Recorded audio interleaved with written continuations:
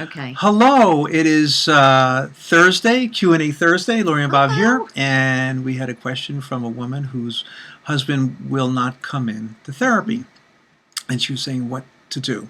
Right. And my thoughts were that she could come alone, and instead of feeling like she's doing everything wrong or it's a big mystery, we might be able to put some pieces together so she can understand what he may be going through, what he may be struggling with internally.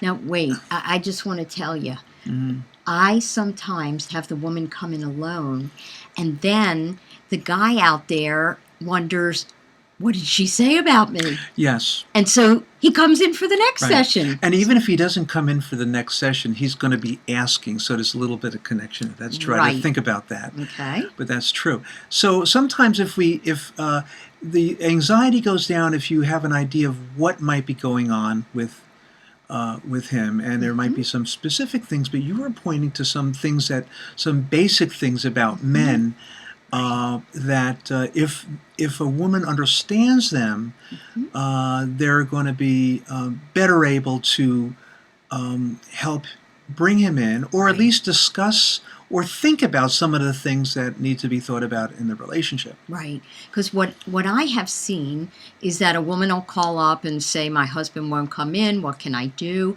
And they get into the tug of war. She says, I want you to come. He says, no, I won't. And they basically bump heads, and that's where the conversation either ends or escalates. So the first thing is to find out why. What is it that's the roadblock to stop him from coming to therapy? And, to just calmly say, what is stopping you, And we hear things like, I don't want to tell my business to strangers, or, a lot of men say, I'm afraid to talk about my feelings, or I don't like conflict. So once you know what his objection is, then you can address it. Yeah. Another way to do this, instead of asking a question, make a statement and interpretation like, John, I think you're afraid of conflict. And so all of a sudden, if you're right, all right, the jig is up. There's no, it's a tempest in a teapot. There's no tremendous conflict. We all know that. And if you're wrong, he might want to correct you. And now he's responding to you again.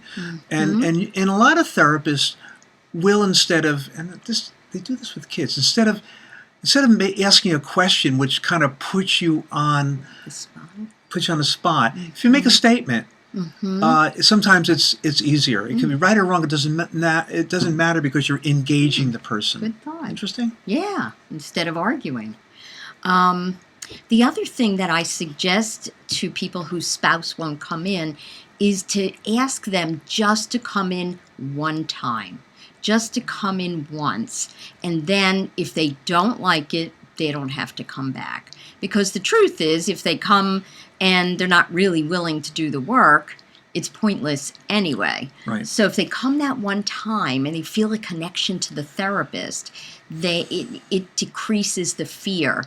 And, Bob and I are who we are here and in session. So a lot of times at the end, I'll lighten things up, and then I'll say to the person who didn't want to come in, was that so bad? Right? Yeah. And they usually say no. And then we set up another appointment. Right. Sometimes I will say, ask your husband to come in, because I want to know more about you, not the husband. And it's true. Right. It's not just a trick to get him in. In a way, it does get him in, let's say. But I really do need to see that other side. If she's the only one that's coming in, I want to know what's going on and what her part is. Exactly. Yeah. So hopefully we've given you some really good ideas, and give us some feedback or ask us a question, and we'll answer it on Thursdays on Facebook. Right. Q&A Thursday, and our email address is info@relationshipswork.com. So have a good week. I just love Thursdays. It moves my brain a little bit. Yeah, because you have to wake up. Ah, I need my nap, I think. Uh-oh. Okay. Yes. All right, folks. Okay. Take care. Take care. See ya. Bye. Bye-bye.